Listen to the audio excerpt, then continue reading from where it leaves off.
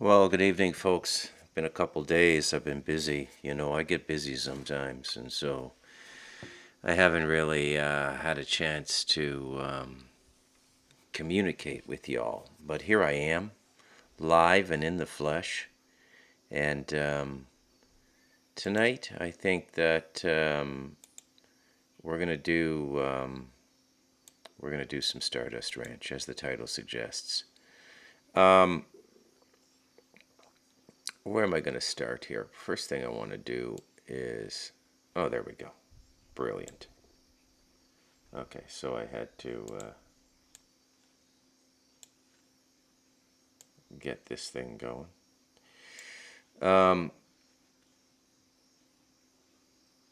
Yeah, let me just make sure this thing is live and running. Always got to check and double check everything you're doing here. Yep, Stardust Ranch, Men in Black, live. There we go. Okay. So a listener sent something to me that I'm going to share with you guys now, so let's get on to that. There is a place southwest of Phoenix, Arizona, where mysterious things happen. These mountains that surround us here are full of UFOs. They're full of weird phenomena. The actual Estrella name actually talks all the way back in the 1850s about the idea that there was something special about these mountains. It has a unique energy about it. The Australia mountain range creates a scenic backdrop for the Stardust Ranch. This property is home to John Edmonds' family along with his rescued animals. Lunchtime, dinner time. We've had people that have literally come to the ranch, heard the story about the ranch and said, hey, I'd like to go check it out for myself. One of the mysteries of the Stardust Ranch is an experience connecting to the inner self during a visit. The ranch just seems to help people to get in touch with things. And I tried very hard to tell them that, the ranch helps people to focus and to focus on good, bad, whatever it is, but you're going to get in touch with what's going on with you. If someone creates an intention to expand the inner self with an open mind, what are some of the common experiences? They would literally come to the ranch, they'd sit on the sofa here and they'd have a discussion with me, and it didn't even have to be about anything paranormal. I mean, it could just be about almost anything. And within a few minutes, they began to exhibit symptomology that they said they were having some kind of scratchiness in their throat, and they literally were describing visceral symptoms that they were experiencing. They said that they were literally feeling as if they were under the influence of something, and they said in one case it felt like an experience that they'd had with ayahuasca, where they literally felt like they were experiencing symptoms of other sensations, actual physical sensations, and that they were hearing, different things and seeing images that they couldn't account for. The experience of connecting to the inner self and other beings may also be related to the energy field gateway in John's living room. And this gateway portal is said to amplify a person's natural talents. It seems as if individuals that are capable of being able to channel, or people that have some higher than normal ability to be able to connect through the gate, they seem to be able to actually connect across time. So far, several different people that have had direct connections to places like ancient Egypt, ancient Europe. Some people can even reach back in recent history as far back just as like World War II. John's friend Elizabeth was guided to visit the Stardust Ranch after attending a workshop in Phoenix. At this meeting, she realized John is a familiar person in the music industry from long ago. I met him 23 years ago with Jimmy Page. Right. And for some reason, we met up again. And he's the dude with the crazy alien ranch, and he's the dude I met Jimmy Page with.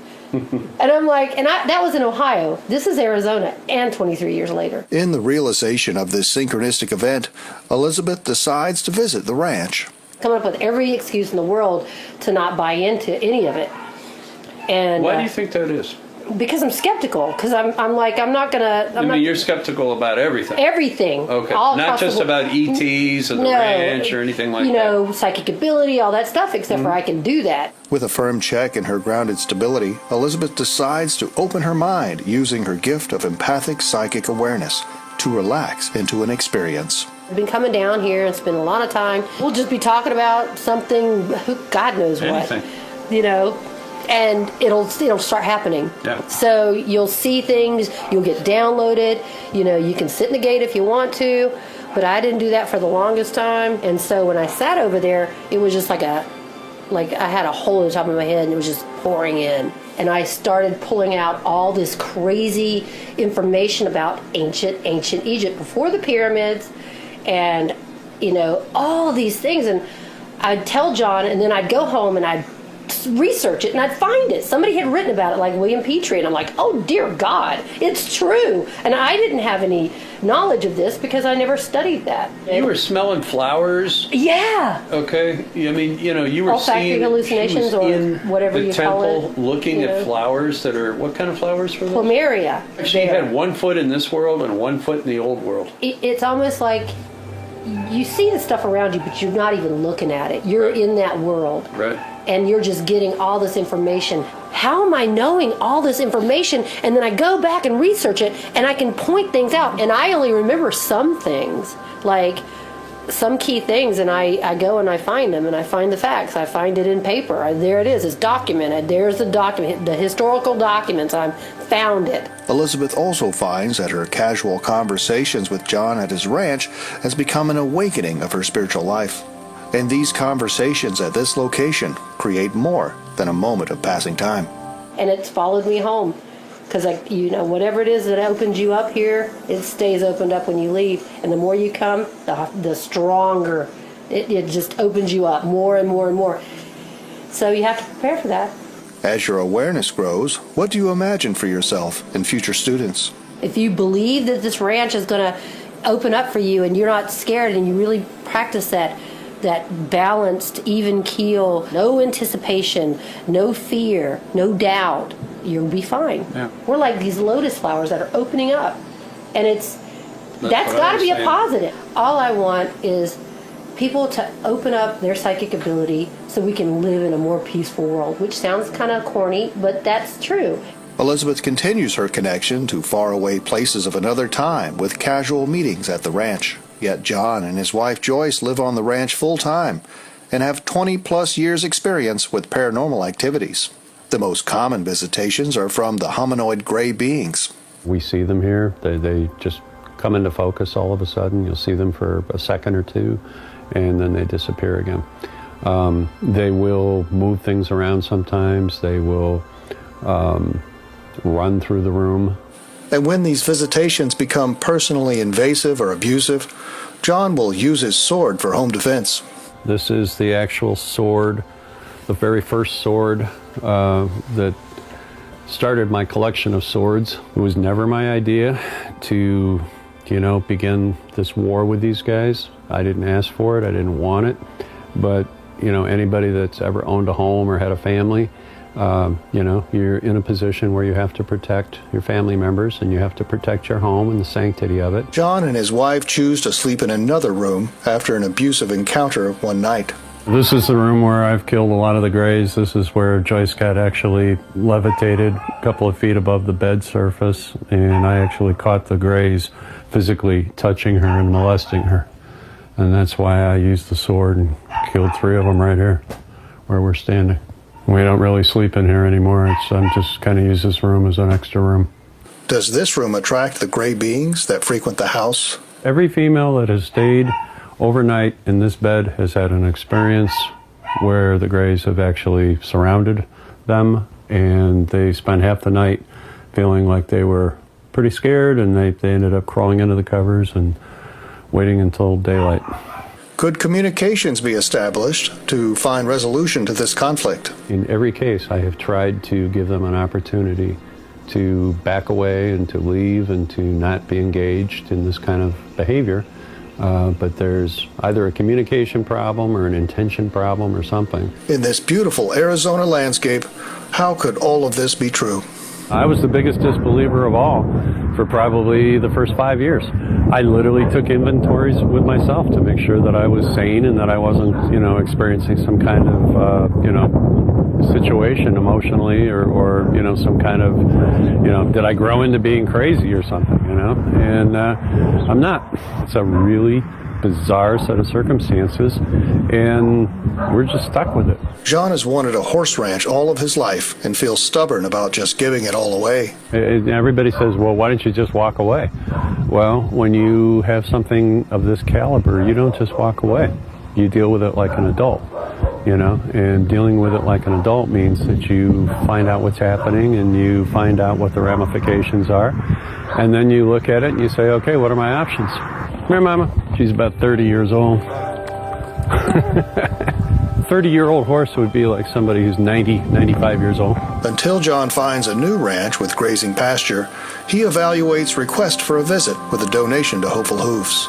It's quite a shock to the world. A lot of people don't want to believe it. They don't want to believe something like this is possible, but it just is.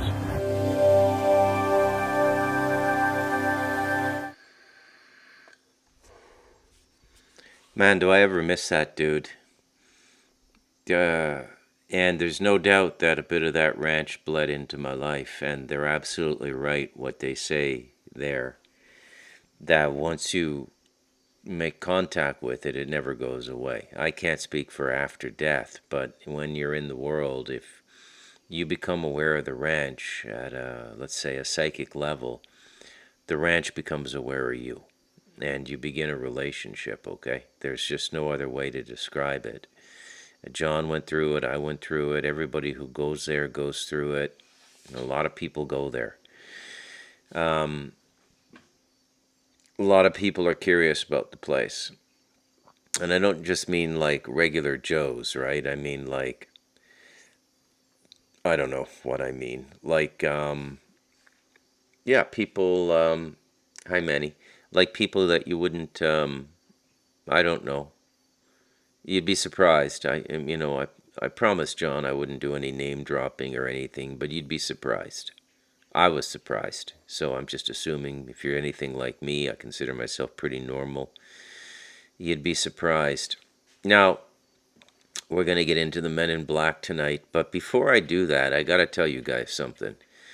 I had the most amazing cinematic experience this weekend, okay? Now, I got this like kick-ass like 52-inch TV here, and I got like a $300 sound bar. It's Bluetooth. And I watch my movies off my Mac Mini, which is an M1 chip from 2020, 16 gig of RAM. But that's all you need with the new silicon Mac chips, and it's a phenomenal little computer. And Bob and I, we've made a point of like to use our time a little bit more constructively up here. We want to go through like the top movies by rating, and so we use IMDb as our index. And we started with, now I started this alone, and that's how I got the idea. I said, okay, I'm going to start watching some classic movies. And so I go to the site I go to, and you can put in search filters. And so I said, okay, well, I want to start with a horror movie. I don't watch a lot of horror movies, but horror, when it's done well, it's art, okay? It's art. And so I the filters I select are horror and IMDb. So what it will do is present all the films to me from the top rating down. And, at the very top of the horror selection, the movies come in, and like The Shining's number 2 or number 3. Like it's like a 9 out of 10 on IMDb. That's a pretty good hit rate for Stephen King. He's done really well with cinematic adaptations, because Shawshank Redemption, I think, is the highest ranked movie on IMDb. And people just love that movie. I mean, I wasn't blown away by it when it came out. I found it a little bit sentimental, a little bit stupid, actually. But that's just me. Like, I'm a Shakespeare geek. I'm a John Milton, Paradise Lost. I'm Baudelaire, Rimbaud, William Butler Yeats. Like, really good literature. You know, Joe Conrad, Heart of Darkness, before it became popular through Apocalypse Now, the movie, which, if you don't know, is a cinematic interpretation of Heart of Darkness. But Heart of Darkness is different. It takes place in 1905, way before the Vietnam War. But the basic story is what was captured in Apocalypse Now. It's Heart of Darkness. And so I've never been a Stephen King fan. I read Cujo. I thought it was shit. And I read Different Seasons, which was the book King wrote that had his best cinema made out of it. So it had 4 novellas inside one book. And I found that format was really, really suitable for King. And so from that, you get Shawshank Redemption, you get Stand By Me, you get Apt Pupil, and I forget what the fourth is. It might have been that Thinner movie. And that was about as good as King gets. But I digress, okay? And I do this all the time on my podcast, but what do you want from me, man? I'm just a guy talking off the top of his head, more or less. Some shows I make a note or two, and I might look at the notes while I'm doing the show, but I just come on and let's just say the spirit overtakes me and I go where my inner direction takes me. So anyways, I'm looking at this like top list of movies for horror. And I see like number 6 or 7 is Roman Polanski's Rosemary's Baby. Now I'm ashamed to admit, I've never seen this movie. Okay? It's a horror classic, a cinematic masterpiece. Not just by horror standards, but just Polanski has a way of framing shots. He's really good with his lenses, and you see things. And this movie came out in like 1969, I think. It takes place in 1966, the year I was born. The only sort of notable actor in it is Mia Farrow, who went on to marry Woody Allen and alleged to have her children molested by him, their adopted children. He went on to marry one of those adopted children, a Vietnamese girl he'd known since she was 3 or 4 years old, waited till she was 18 or 19 and started a romantic relationship with her. Not too creepy at all, you know. And there's a lot of that creepy shit in Jewish community. I don't know what it is, and I don't want to go off on a Jewish rant here. I do that too much. And it's not fair to the good people in that community. So Rosemary's Baby. Okay, there is so much going on in that film. It's unbelievable. I think 68 is when it came out, actually. Okay? Now, August 1969 is when Roman Polanski's wife and unborn child are butchered, along with a couple other people, in the Hollywood Hills by the devotees of one Charles Manson in what they allege was a satanic killing. Now, I don't know why, but I had never, even with all of this motivation and inspiration, I had never looked at Rosemary's Baby. And another Polanski film, Chinatown with Jack Nicholson, 1972, is one of my favorite movies of all time. It's like absolutely brilliant. And one of the few movies that John Huston ever acted in, the great American director. And so I sat down, and on my kick-ass TV, it's like a home theater experience, sound and everything. Plus, the amplification in this Earthbag house is unbelievably good. Like, it's amazing how things sound up here, specifically in this Earthbag room. So you can have like a really good movie watching experience up here. And like, for example, like last night, Bob and I, we watched Akira Kurosawa's 1955 classic, The Seven Samurai. And then it occurred to Bob and I that this movie they started filming it, probably took a couple years to film. It's 4 hours long, by the way. Just an epic of a movie. If you've never seen Akira Kurosawa's Seven Samurai, you may have seen an adaptation of it, which was the American Western movie, The Magnificent Seven, which is an American remake of The Seven Samurai. And it's so good. Like some of these old movies, like you just go back and you watch them, and they're so good. So, anyways, Rosemary's Baby is about a couple that move into an apartment building in New York. They're a young couple, like late 20s, I'd say, at the time. The building they move into is quite nice. It has a history to it. Her husband is an actor. And long story short, it turns out that the building has been home to intergenerational Satanism for some time, at least 80 years or so, from the founding of the building. And all of the tenants in the building are satanic.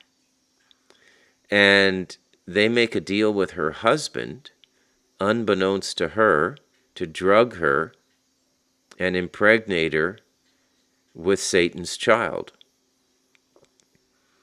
Now, as I catch myself saying this out loud, it sounds ridiculous, but it isn't the way it's pulled off in the movie. And I can tell you, if I have any credibility with you in these matters, and I suspect I do if you're still watching me, there's no doubt in my mind that Polanski was deeply into the occult and probably an initiate, although he advertised it a little bit too much. And this movie is so rich in occult phenomenon.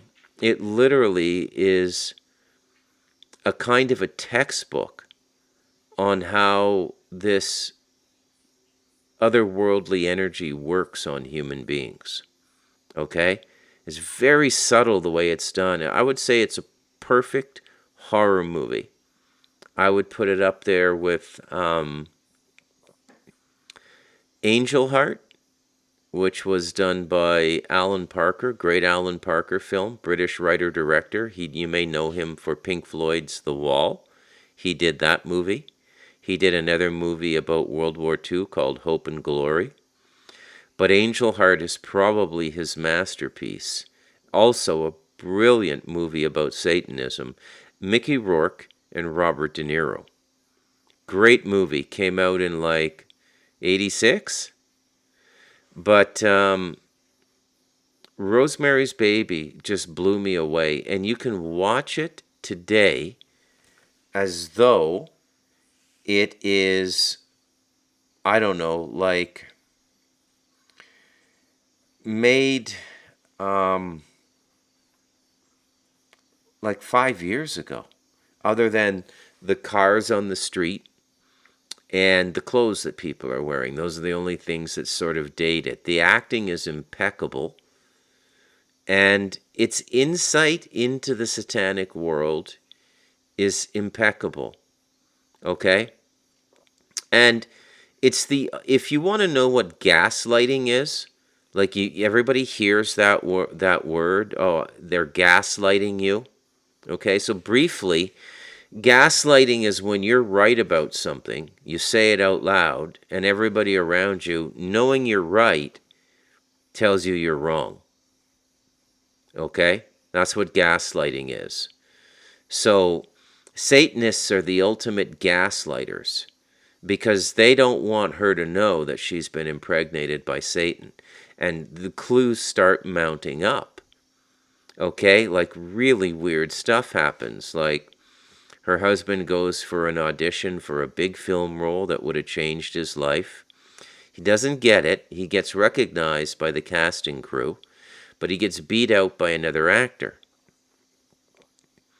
And then like a week later, or a couple weeks later, the casting crew call him back and ask him if he's still interested in the role.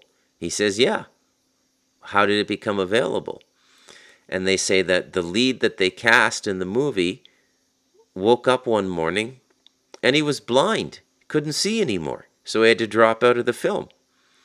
And it's all about this sort of reward and all of these sorts of things. And but Rosemary starts to catch on, and they gaslight her big time. And the portrayal of satanic community is quite accurate as well. They've got doctors, lawyers. Like, Satanism is not who you think it is. Okay, and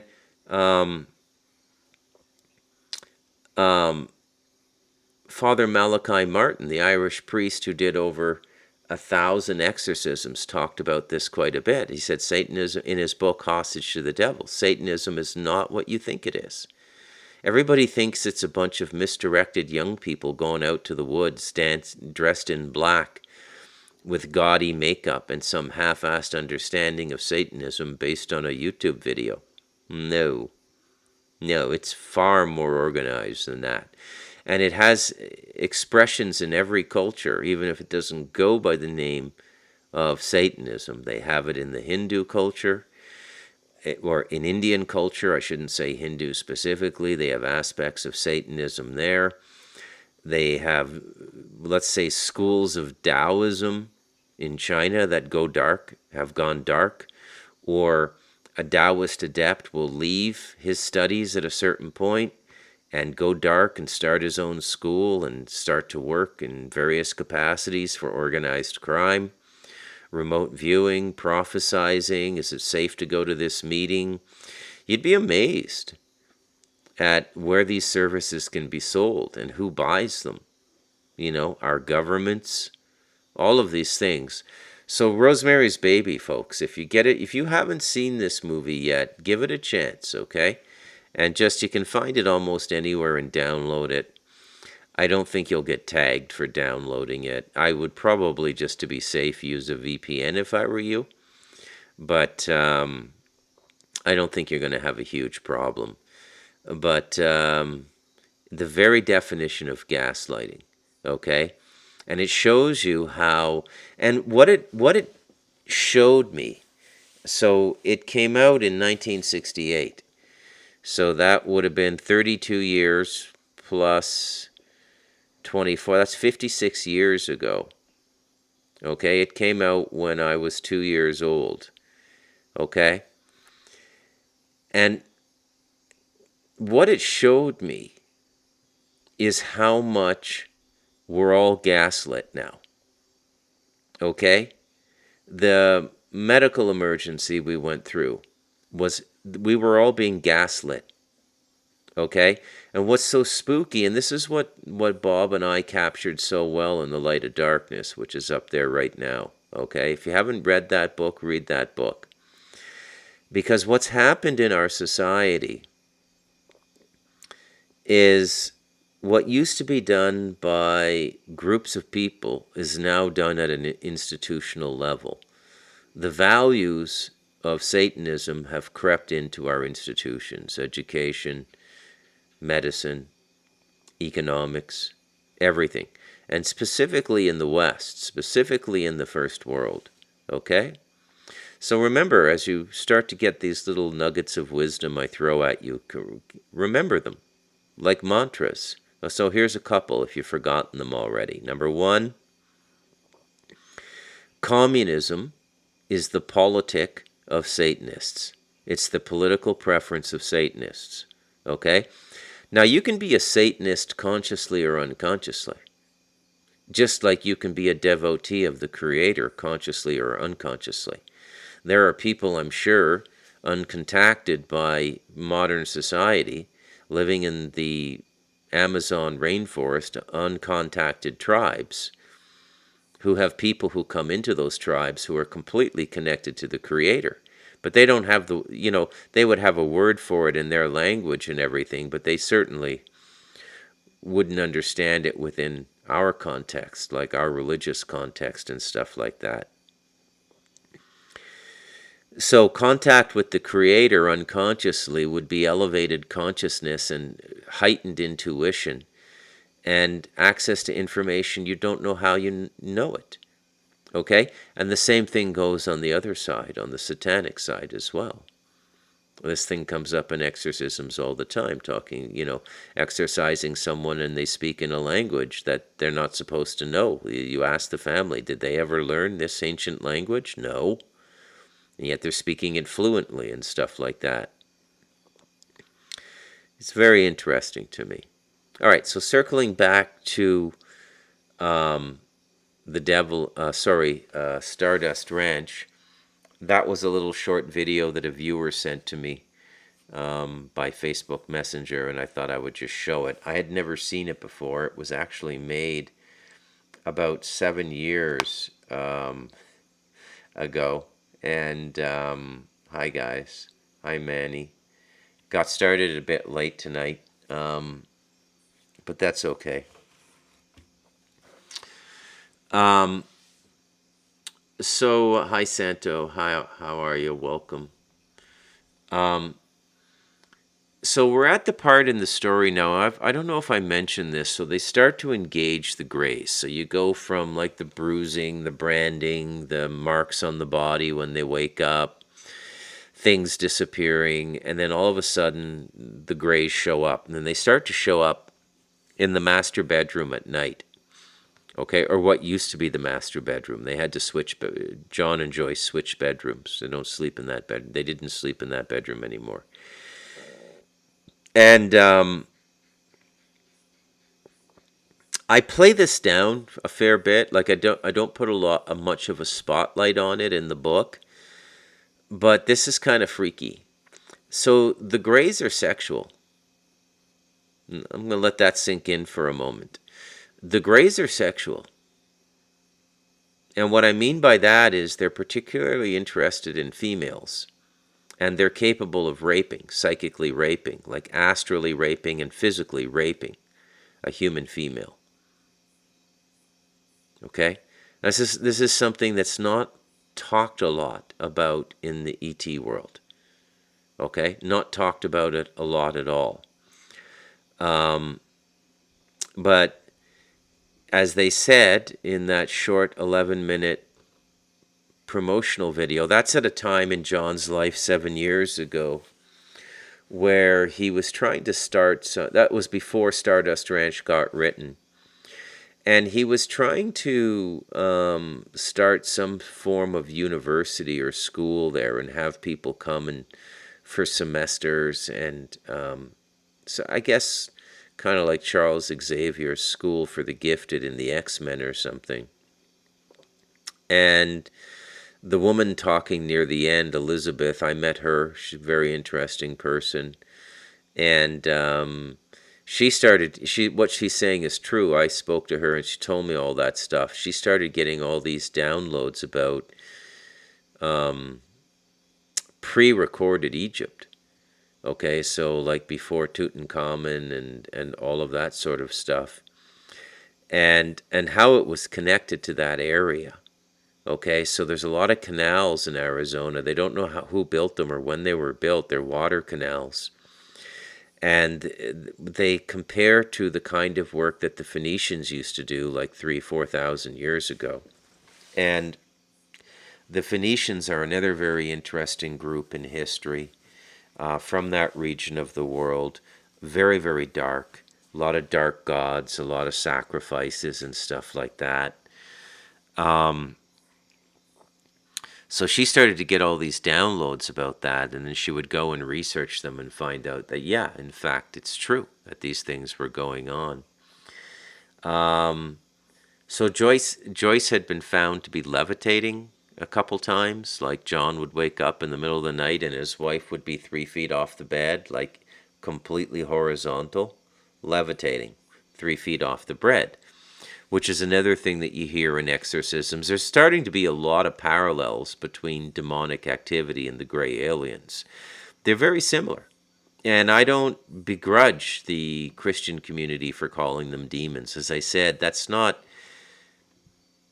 like who gets to name it? Who cares? It's like having a star named after you. Who cares? Right? They're non-physical. They can become physical. Now, I would say that the difference is that there's a more recognizable reason if you know what to look for why demons come into your life, the grays are different. So if there's a delimiting factor, something which separates the grays from the demons, that would be it. It would be how and why they come into your life. Okay? And generally it's geographic.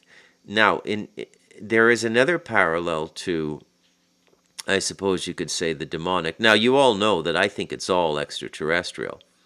You know, we've been over Pierre Sabac's work ever so briefly.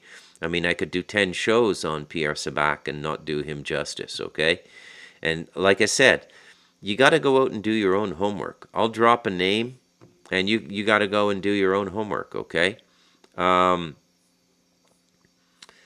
Another book I would recommend you read is Messengers of Deception by Jacques Vallée, the famous ufologist from the 70s, 80s, and 90s. I think he might even still be. I think he died he died a few years ago.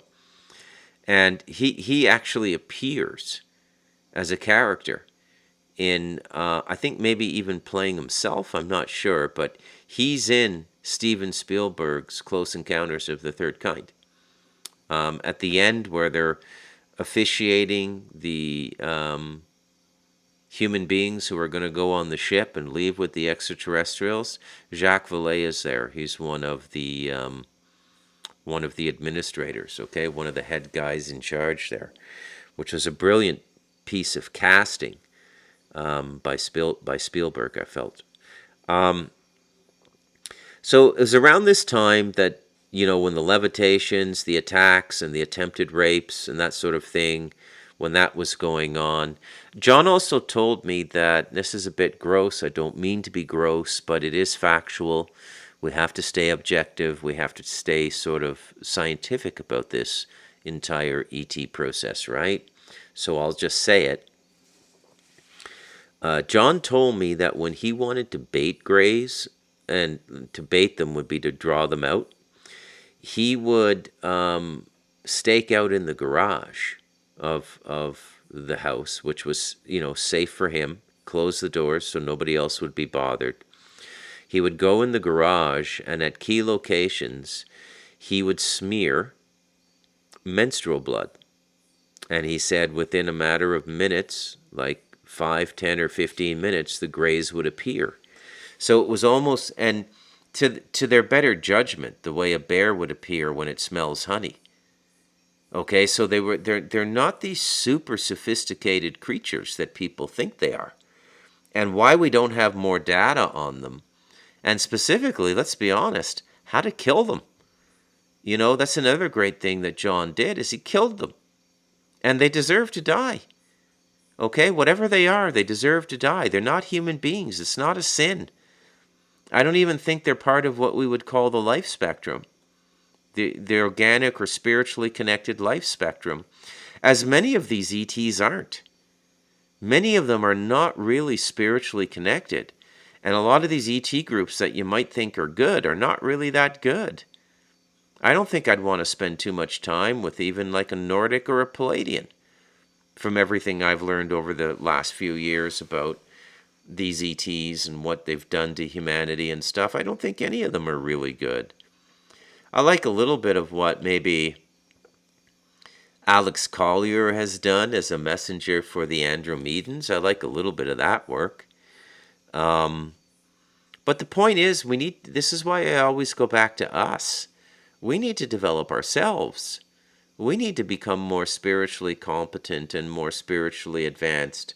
And we need to be able to deal with these things. This, you know, I've said on my show, and I'm not retracting what I said, you know, if you have to, call something in, because you have the right, just like, you know, if your home is being invaded, call the police, right? That's what a normal person does. And if you're under some form of attack, sometimes you're going to need help. I've needed help in the past. There was a situation I had in 2009 that was really getting out of hand over 6 weeks, and then something came in and helped me. Okay?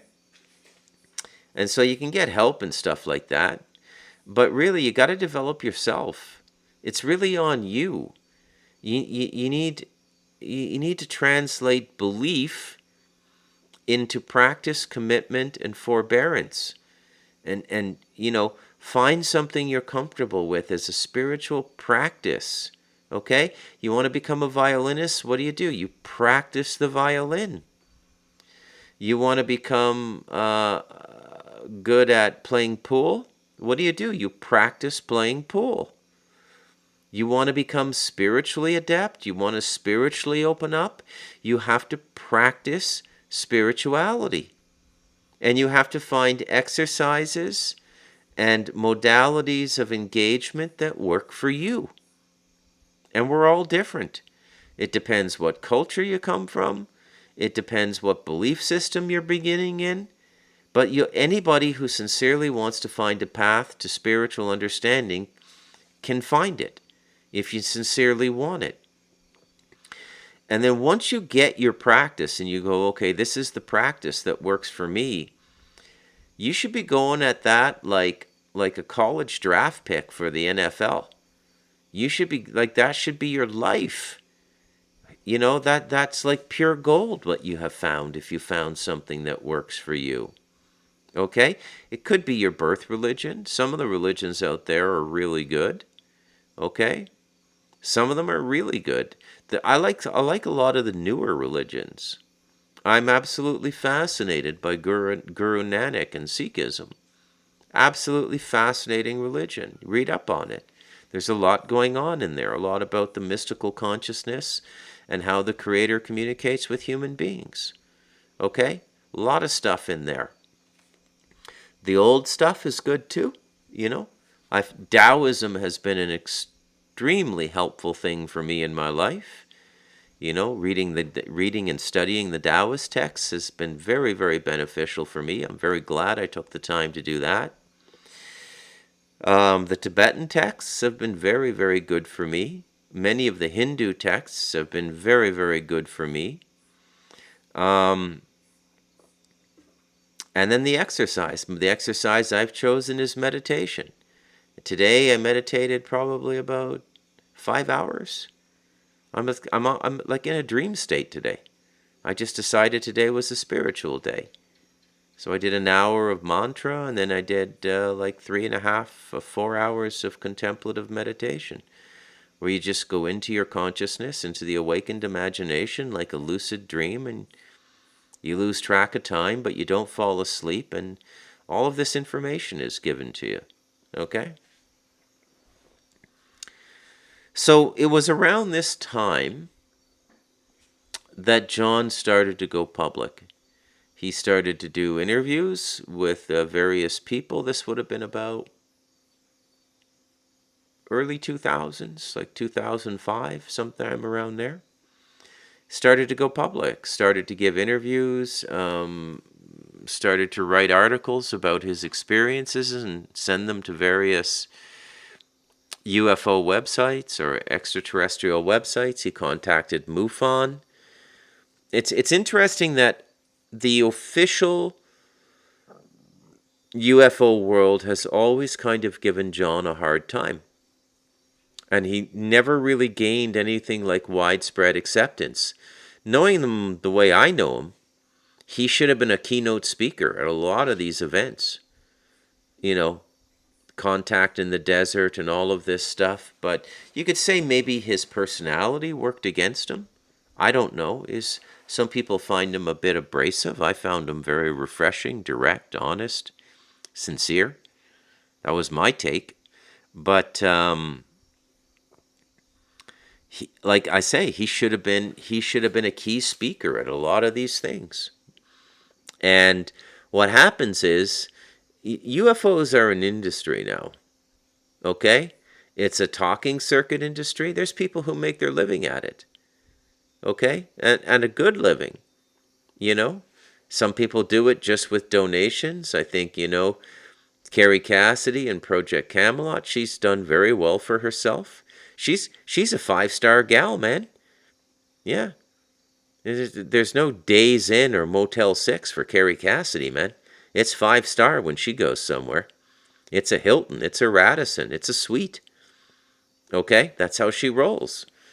You got people like Brad Olson talking about Antarctica. You got Leo Zagami came over from Italy, former secret society guy, managed to get himself into all of these things, tried to get himself ingratiated into the world of Alex Jones and InfoWars.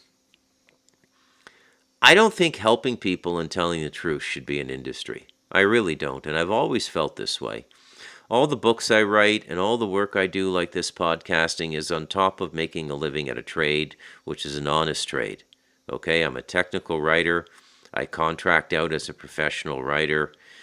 I sell my services for whatever people need. I'll write it up and I'll do it for them, okay?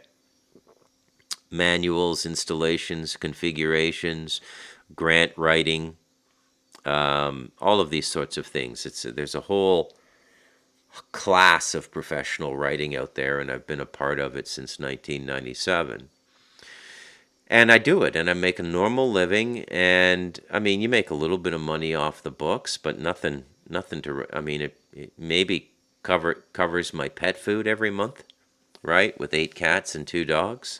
So, but you shouldn't expect the moment you tie your living to something, everything gets screwed up, and you can't be honest. It's really what's gone on with the world now. We nail it in the light of darkness. You know, this is what I mean when I say that institutional Satanism has grown so much. I mean that people will not do the right thing anymore because they're controlled by their salary and their pension. You know, you can't watch a TV serial or a serious police drama as a movie now, or for the last 10 or 15 years, without hearing the line, I'm up for, I got 3 years till I make my pension. There's no way I'm taking this on, And it's like, how did we get this way? It's really amazing to me that as human beings, we think this way now, And this is really how they got all the control system in. They got it in through the money. And that when they get that money into digital format, boy, they'll be able to turn you off like a light switch. No food for you, no heat for you, no water for you. At the end of the month, you'll get kicked out because you can't pay your rent. And they'll be able to say, we didn't do anything. We didn't do anything. You wait and see, So, John had been going public for, a couple of years. And then what happened after that was he had this very, very strange encounter, okay? So, he had published some articles and worked with a guy named Peter Gerson. And Peter ran a website called The Cause website, CAUS. I forget what it stands for now. And the articles had definitely gotten some traction. And John was getting out there. He was getting noticed.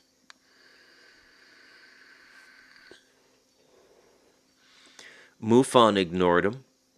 But you got to understand that most of the things out there are not to tell you the truth.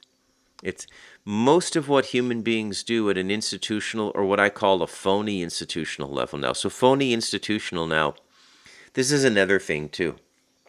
It's like when big food companies that serve you processed food garbage full of all kinds of preservatives and all kinds of chemicals, they would do these ad campaigns saying, this is homemade. Or so, trying to go back to those days when, your grandmother baked or something like that. The industry becoming ironically self-aware of itself, and how the health food people were pushing back and saying, don't put this garbage in your body. It contributes to cancer. It does this. It does that. And so the marketing end of the food agencies came out with all of these, natural, organic. Even when they say something is organic now, you can't even guarantee it's organic. Nothing is what it seems now. We've become a complete and total culture of absolute liars. Everything is a lie now. Why would you expect it to be any different in the UFO world? So what I call phony unofficial is like, again, I keep using him as my go-to guy, and I don't mean to pick on the guy, but it is what it is.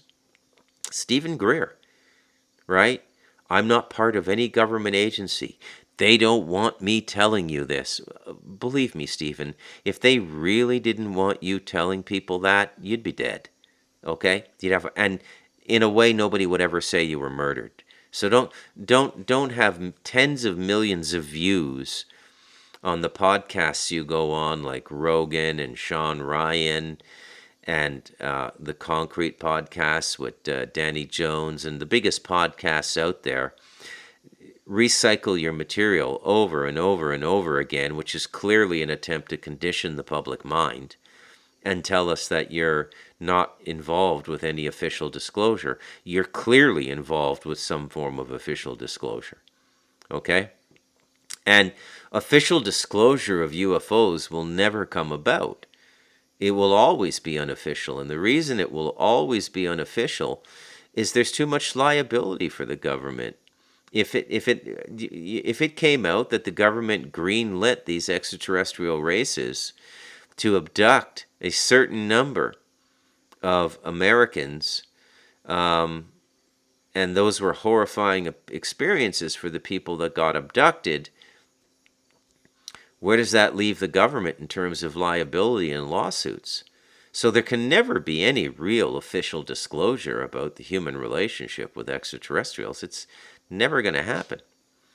So John gets out there and he starts to stir some waves. And lo and behold, I'll tell the story as best I remember it. You folks who've read the book know what I'm leading up to.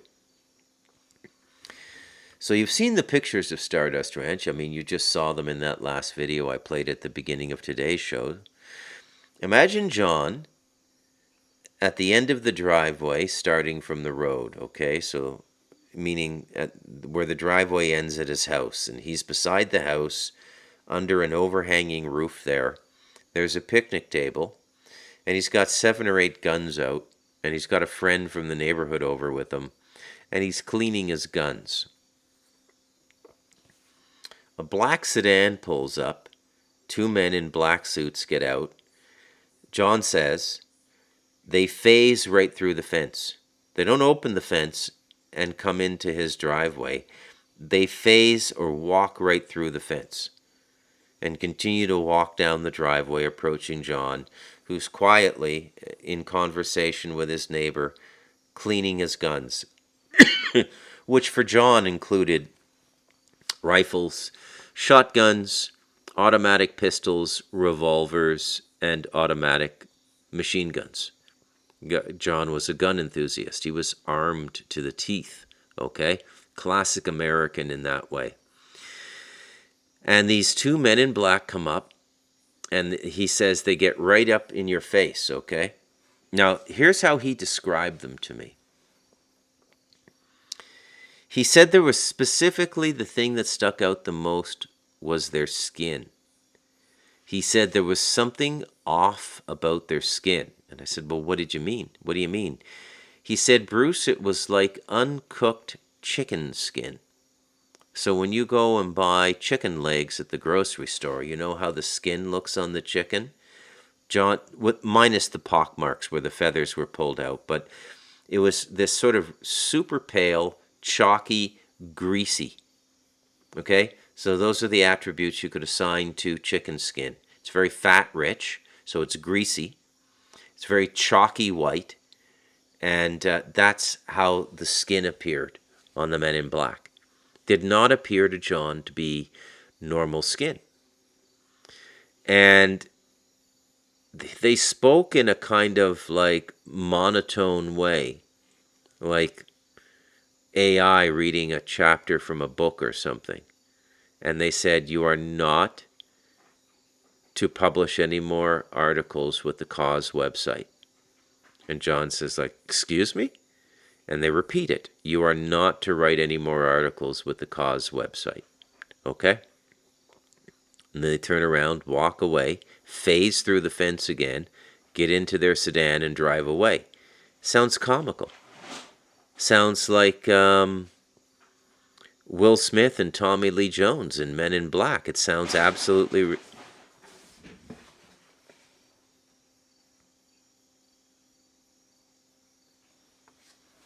Man, there's just too many cats here. Sounds absolutely ridiculous, right? But that's what happened. Now, I've had a little bit of experience with the Men in Black beyond this. Spoken to people who've encountered them, credible people who I believe. And I'll tell you this. I think the Men in Black are one of the major controlling factors in the human experience beyond even extraterrestrials. And they go back. Okay, as I said, I mean, the way they dress is almost exactly like a Jesuit or a rabbi. You know, I've said it before, I'll repeat myself. The Men in Black would look like Max von Sydow coming up to the house in Georgetown, Washington, in The Exorcist, getting out of the cab, if you can remember that scene. Black fedora, the black suit of the Jesuit, the priest, the way the rabbis dress. And these Men in Black, I think, they're definitely interdimensional. And they're definitely a major controlling factor on this planet. Major. Okay? And they have things they can do and they have things they can't do. And I think that's a good spot to stop today. So, unless there's any calls, let me just take a look at the... yeah, he chopped them up.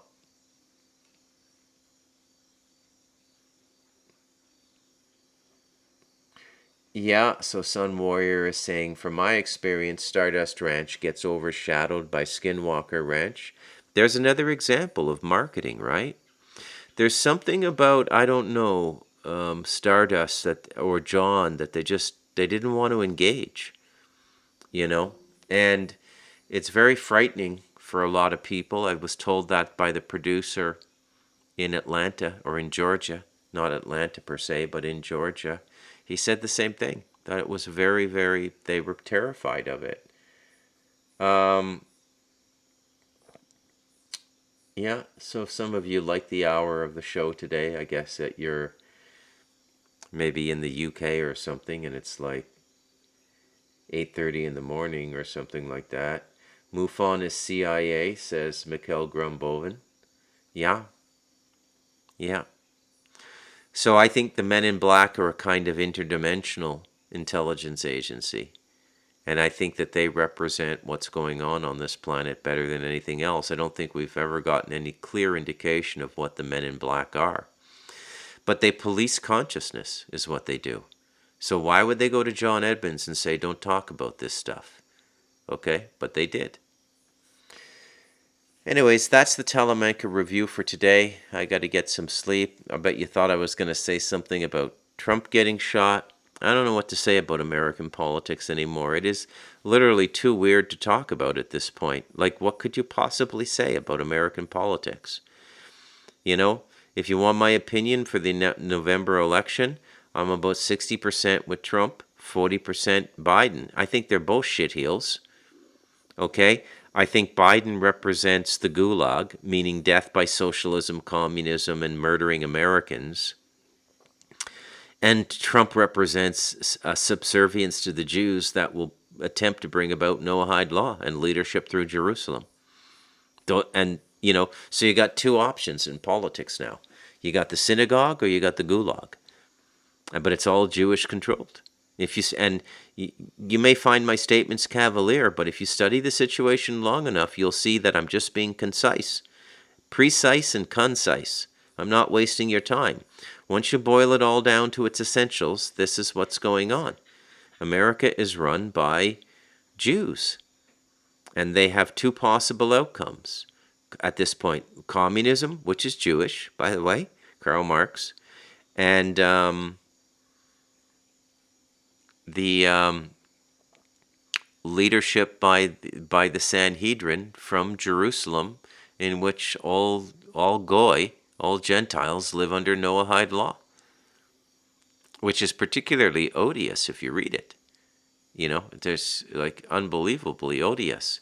So was he really shot? I don't know, maybe. Maybe not. I literally have reached a point where I don't know or even care that much anymore. I don't.